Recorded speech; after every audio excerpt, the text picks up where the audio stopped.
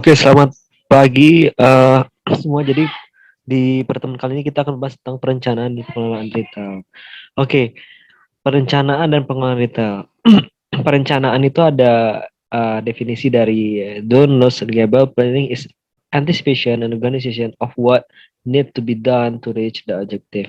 Jadi intinya dalam perencanaan itu bagaimana kita merencanakan ya, mengantisipasi di sini seperti mengantisipasi dan mengelola tindakan organisasi, mengelola tindakan organizing untuk mencapai tujuan dari apa yang kita ingin capai gitu. Nah, ada namanya tuh perencanaan strategis. Perencanaan strategis itu is one of type of planning and it involves the process of adapting the resources of the firm to the opportunity and threats of an ever changing environment. Jadi di sini kan banyak jenis perencanaan. Salah satunya itu adalah perencanaan strategis. Nah, perencanaan strategis itu bagaimana suatu organisasi uh, wait, oke, bagaimana suatu organisasi uh, ini berupa proses ya, mengadaptasi sumber daya, menggunakan sumber daya yang ada, baik sumber daya manusia, sumber daya keuangan, sumber daya produksi dan sebagainya untuk menangkap peluang, artinya untuk mendapatkan peluang dari lingkungan yang berubah-berubah. Misalnya dari sisi permintaan konsumen itu berubah-berubah. Bagaimana kita mengelolanya gitu ya, dari proses kita.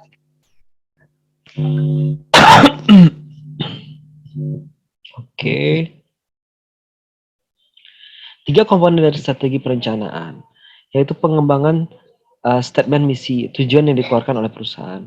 Jadi suatu perusahaan tuh atau suatu organisasi bisa berjalan tuh dengan adanya tujuan. Apa sih tujuan kita ya? Baik itu jangka pendek, jangka menengah, ataupun jangka panjang. Nah, itu harus di statementkan atau harus dituliskan dengan jelas tujuan itu apa gitu ya. Bukan hanya diingat saja gitu ya, tapi dituliskan dengan jelas tujuan dari perusahaan tersebut gitu ya. Nah, definisi tujuan yang khusus serta objektivitas bagi perusahaan. Jadi tujuan itu selain dituliskan gitu ya, juga harus uh, jelas gitu ya, tujuan itu harus jelas apa yang ingin dicapai gitu ya, objektivitas tujuan itu apa yang ingin dicapai bagi perusahaannya. Nah, kemudian pengembangan strategi dasar yang mampu meraih kita serta memuaskan misi tersebut. Oke, setelah kita menjelaskan tujuan kita dalam bentuk objektivitas itu artinya apa sih dari misalnya tujuan pertama gitu ya. Nah, dari tujuan pertama itu dijabarkan lagi misi-misinya apa saja gitu ya. Apa saja misi A, B, dan C. Nah, kemudian dari misi-misi itu ada lagi strateginya gitu ya. Untuk misi A kita akan melakukan project apa nih atau melakukan langkah apa gitu ya. Misi-misi seperti apa gitu. Nah, tindakan-tindakan yang memungkinkan itu seperti apa. Kemudian mission statement. Nah, jadi mission statement itu is a basic description of the fundamental nature, rational, and direction of firm. Jadi tadi seperti dijelaskan, mission statement itu harus dibuat gitu ya, dijelaskan dengan detail gitu ya. Nah, ada tiga elemen pernyataan misi dari retailer ke retailer ya. Bagaimana retailer menggunakan sumber-sumber daya yang ada. Jadi di sini kan tadi udah kita bahas misi itu kan akan mengarahkan kepada suatu tindakan perusahaan gitu ya. Nah, di sini kita harus juga tahu bahwa untuk melaksanakan itu butuh sumber-sumber gitu, sumber daya maksudnya di sini. Sumber daya apa saja yang dibutuhkan untuk melakukan misi itu. Nah, itu harus kita rencanakan.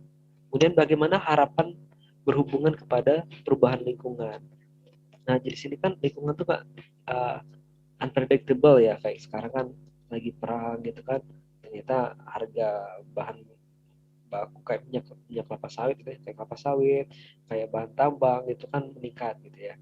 Dan minyak pun bahkan bahan bakar pun juga meningkat sekarang kan, kemungkinan besar akan ada peningkatan lain lagi dengan adanya konflik-konflik makro seperti itu. Nah, dengan perubahan-perubahan lingkungan seperti itu, apa sih yang kita bisa lakukan bagi perusahaan kita gitu ya.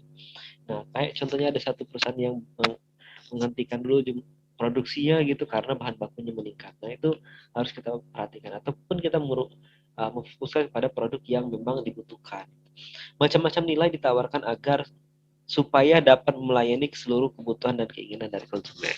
Jadi di sini value apa sih yang bisa kita berikan pada konsumen gitu ya. Value berbagai value itu harus kita jabarkan, kita detailkan sehingga kita bisa implementasikan sehingga bisa memenuhi kepuasan konsumen. Nah, goal atau objektif yaitu hasil-hasil performance retailer yang berkecenderungan untuk membawa kepada pelaksanaan strategi menyeluruh dan luas. Jadi di sini kan ada apa sih tujuan goal yang akan dicapai gitu ya, berupa kinerja. Kinerja itu banyak sebenarnya, banyak penilaian kinerja, nanti kita akan sebutkan beberapa. Ada penilaian kinerja dari sisi nanti sudah.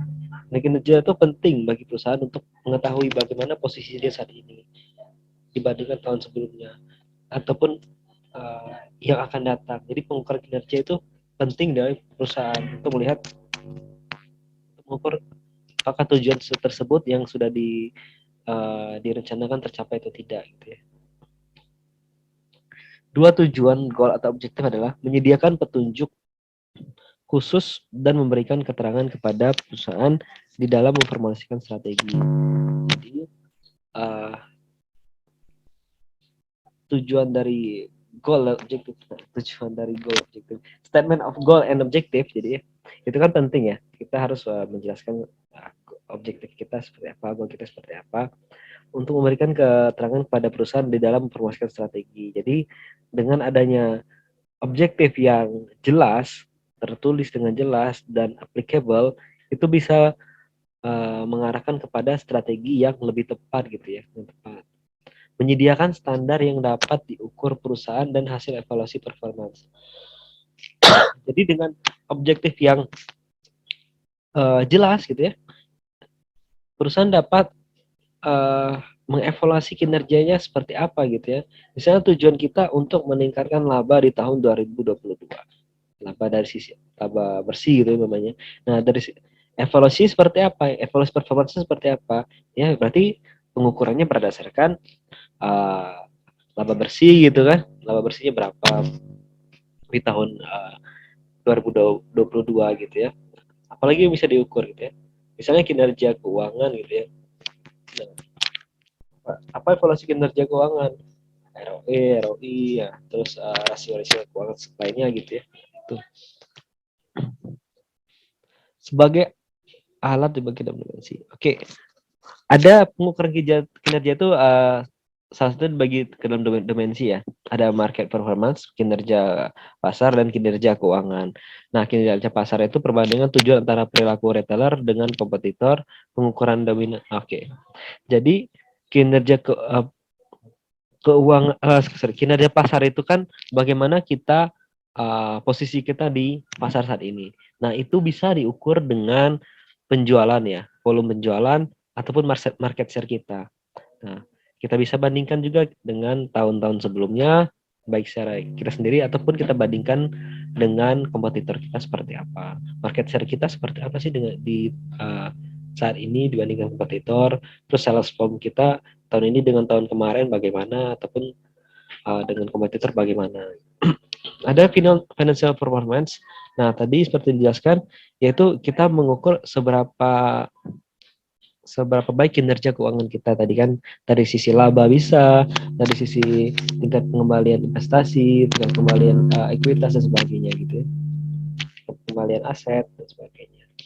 Nah, dua kategori pengukuran financial performance. Nah, ini ada tadi ada profitability. Kalau profitability itu dilihat dari bisa dari penjualan bersih, dari laba bersih ya, laba bersih ada itu kan ada total aset ya. Total aset, laba bersih dibagi dengan total aset, ada laba bersih dibagi dengan equity, gitu ya, return on net worth, ada operating profit margin, ada laba bersih dibagi penjualan bersih. Jadi rasio-rasio keuangan seperti ini yang diukur gitu ya dalam mengukur kinerja keuangan. Ada dari sisi productivity, yaitu pernyataan objektif penjualan dari retailer dalam memuaskan setiap unit sumber pemasukan. Nah, ini juga seperti itu ada Contohnya dalam dimensi lain juga diikut sertakan. Nah, jadi selain dari market market objectives, market performance, market objektif ya, yang diukur dengan market performance, financial objektif yang diukur dengan financial performance, ada juga societal objektif. Nah, social objektif itu ada beberapa kriteria ya, indikator dalam mengukur societal objektif. Nah, social objektif itu bagaimana suatu perusahaan bisa memberikan kontribusi kepada masyarakat atau lingkungan di sekitarnya. Nah, pun ya baik di lingkungan internal ataupun eksternal ya. Jadi berguna bagi masyarakat secara umum gitu ya, ataupun secara internal perusahaan. Nah, ini ada indikatornya dari sisi employment. Jadi kesempatan para pekerja untuk anggota masyarakat internal. Jadi di sini bukan hanya jadi di sini tujuannya itu bisa apa ya, kalau di sisi employment ini kita bisa apa ya, mensejahterakan lah gitu kan, membuat karyawan kita puas dan sebagainya. Ataupun masyarakat luar bisa menjadi bagian dari tim kita juga, dari menjadi karyawan kita juga gitu ya. Nah, ada juga payment of taxes, yaitu peran retailer dalam membantu kebutuhan keuangan masyarakat. Jadi ada kayak apa ya, CSR gitu ya, CSR kepada masyarakat dalam bentuk modal usaha gitu ya, pada UMKM gitu. Consumer choice, tujuan tertentu dari retailer dalam berkompetisi atas permintaan konsumen. Nah, jadi bukan hanya masyarakat juga ataupun karyawan, kita juga bisa berkontribusi kepada konsumen kita gitu ya. Nah, misalnya memberikan apa sih yang diminta oleh konsumen kita terhadap kita gitu ya. Nah, misalnya kita buat komunitas gitu ya, komunitas konsumen kita. Nah, di komunitas itu kita bisa buat catering, kita bisa buat apa, acara-acara yang bersifat sosial gitu kan, karena ini kan societal objectives. Ada equity, penyediaan scholarship oleh retailer untuk pendidikan anak muda di lingkungannya, atau pembuatan gedung pertemuan untuk masyarakat. Nah, ini kan untuk dari sisi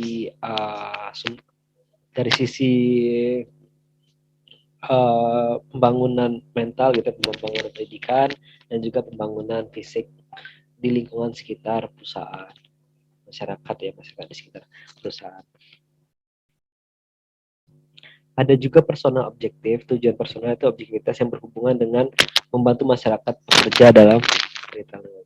Nah, ini ada self gratification, fokus kebutuhan dan kepuasan dari owner, manajer, atau tenaga kerja perusahaan yang punya bakat tertentu agar dapat disalurkan guna membantu dalam bekerja.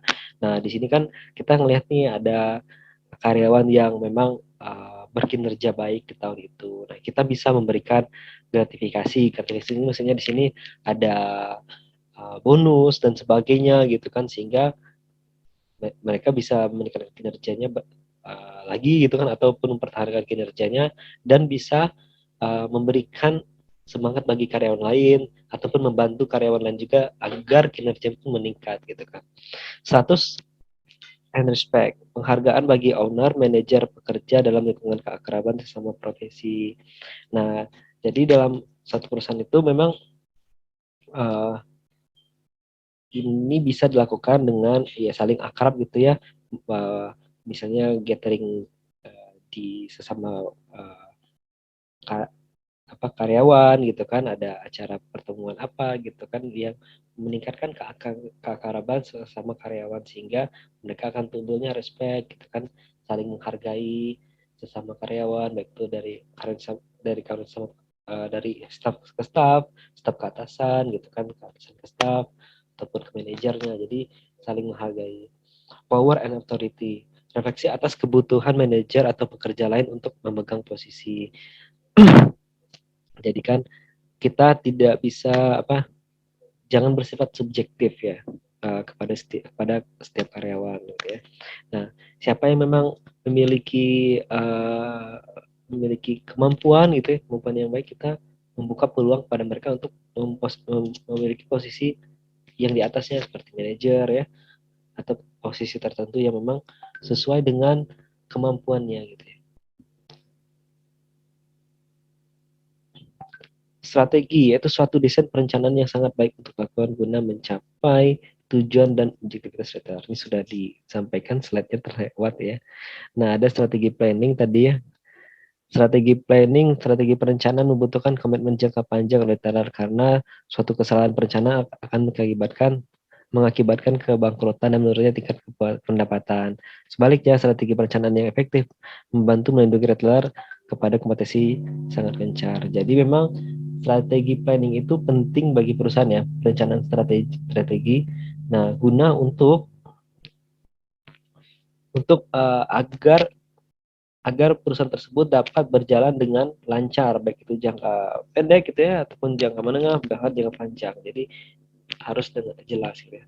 Langkah awal dari strategi planning adalah mendefinisikan misi perusahaan dan menetapkan tujuan yang sudah dijelaskan tadi juga ya. Untuk kemudian mengukurnya dengan pengukuran performance ya, sesuai dengan objektivitas apa yang diukur tadi. Memulai strategi perencanaan yaitu menguji eksternal environmental untuk mencari kesempatan guna memenuhi kebutuhan dari target market dalam metode yang berbeda dari suatu kompetisi. Arti lainnya mencari perbedaan keunggulan dari suatu kompetisi. Jadi memang kita kan sebelum mulai bisnis itu kan harus menganalisis lingkungan dulu ya, menganalisis lingkungan seperti apa, baru kita masuk ke internal kita seperti apa untuk menangkap peluang itu. Itu bukan hanya dari sisi marketing juga, dari sisi lain pun juga seperti itu, operasional pun juga seperti itu. Kita bisa membuat apa sih yang memang dibutuhkan oleh konsumen gitu kan. Nah, dan bukan dari sisi marketing saja, kita juga ngelisnya dari sisi operasional juga. Alat apa sih yang memang dibutuhkan untuk membuat satu produk tersebut gitu kan, mesinnya seperti apa, kemasan dan sebagainya gitu kan. Nah, itu juga perlu perencanaan strategi. Saya kira detail pengujian lingkungan dapat dikelompokkan menjadi, nah ini ada competitor behavior, ada consumer behavior. Competitor behavior, bagaimana retailer berkompetisi merupakan dampak strategi yang baik gitu ya. Karena retailer akan berusaha mengembangkan kompetitif strategi. Nah, inilah penting bagi perusahaan gitu ya untuk mengembangkan kompetitif strategi. Nah, dengan kita bisa tahu apa kompetitif strategi kita bisa uh, membuat competitive advantage kita gitu ya, yang tidak bisa ditiru oleh yang sulit untuk ditiru oleh perusahaan lainnya. Nah, ini bisa berbentuk teknologi gitu ya, teknologi ataupun proses ya. Nah, jadi di sini ada yang tidak bisa ditiru oleh perusahaan itu, perusahaan lain atau kompetitor kita, yaitu kompetitif strategi. Jadi kompetitif strategi akan mengarahkan kepada kompetitif advantage kita, baik itu dari sisi produksi, dari produk kita, ataupun baik dari sisi proses teknologi yang sulit untuk ditiru oleh pesaing gitu ya. Ada consumer behavior, yaitu suatu dampak yang signifikan bagi retailer di masa mendatang, misalnya pengertian dan ketentuan yang mendalam dari perilaku shopping agar supaya perubahan sikap pembeli dapat terintegrasi dalam pengembangan strategi yang baik. Jadi memang perilaku konsumen itu kan selalu berubah-ubah ya, keinginannya selalu berubah-ubah. Nah, bagaimana kita sebagai perusahaan dalam menentukan strategi yang tepat untuk menghadapi perubahan perilaku konsumen tersebut. Nah, ini keterangan-keterangan saja, istilah-istilah ya, template pricing, quantity discount, promotive allowance, silahkan nanti dibaca saja gitu ya. Nah, nanti ini ada tugas juga sedikit. Ini ada beberapa istilah. Dari beberapa istilah ini, teman-teman nanti buat contohnya. Nggak usah semuanya, contohnya saja beberapa. Ini kan ada berapa? 1, 2, 3, 4, 5, 6. Channel behavior, socio-economic environment, technological behavior,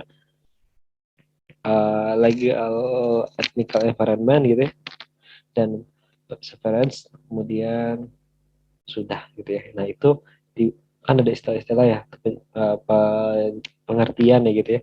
Nah, teman-teman dibaca, ini tugas ya, dibaca, kemudian buat contoh dari ke-9 itu, ke-8 ini, contohnya 3 saja gitu ya. Misalnya temperate pricing itu seperti apa, atau technological environment di sini ya.